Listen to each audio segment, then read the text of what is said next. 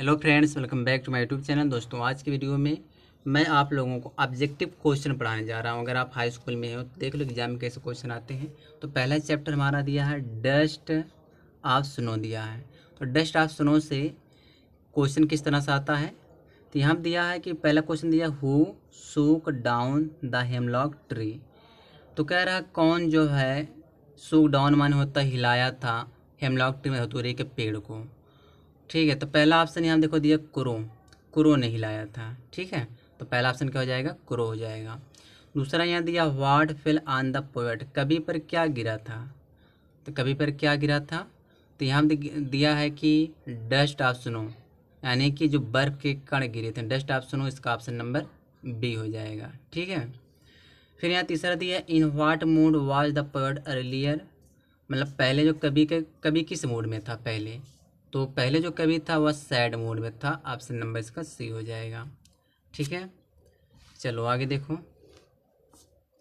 यहाँ दिया है what was the effect of fall of the dust of snow on the poet. कहने का क्या मतलब है कि जो है कवि पर जो धूल के सॉरी बर्फ़ के जो कण थे वह गिरने से क्या प्रभाव पड़ा था।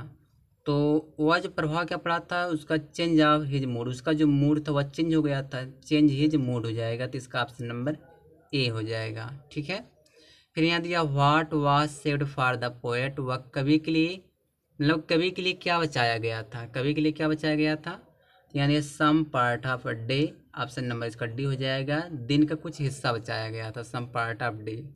ठीक है, आगे जो हमारा चैप्टर है, चैप्टर जो हमारा जो सेकंड यहाँ पे है वह है फायर एंड आइस है।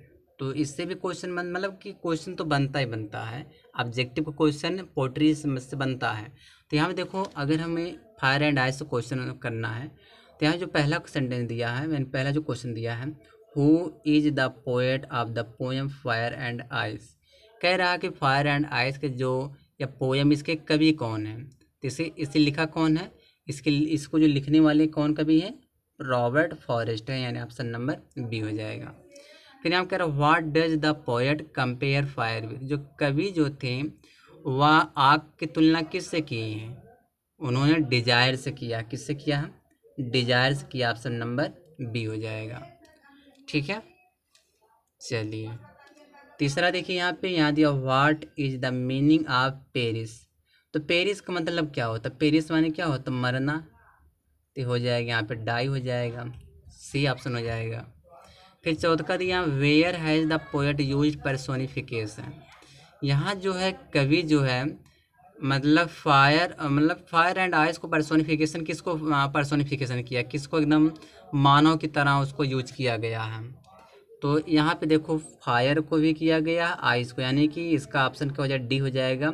ए वाला ऑप्शन भी रहेगा, बी, तो किस में दिया है, डी वाला, बोथ, ए और बी बोथ वाला ऑप्शन करेक्ट हो जाएगा। ऑप्शन नंबर इसका डी हो जाएगा। ठीक है, क्वेश्चन नंबर 5 देखो। क्वेश्चन नंबर 5 दिया है कि the name the poetic device use in the line to say that for destruction ice is also great. तो इसमें क्या किया गया, इसका आप क्या आंसर होना चाहिए, इसका इमेजिनरी हो जाएगा। कल्पना तो किया गया था, रियलिटी थोड़ी नहीं थी।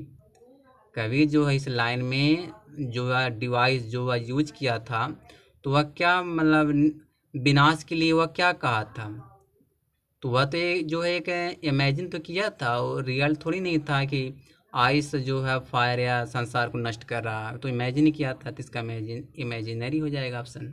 ठीक है, तो बस 2 ही चैप्टर रहने दे रहे हैं। अगला जो चैप्टर होगा हमारा ये a tiger in the zoo, ये हम जो है अगली वीडियो में सीखेंगे। मैं ज़्यादा वीडियो बड़े नहीं करना चाहता, क्योंकि ज़्यादा बड़ी वीडियो हो जाती है तो आप लोग देखना नहीं, मतलब देखते ही नहीं हो, इसलिए जो है इसी पे हम लोग जो है स्टॉप करते हैं।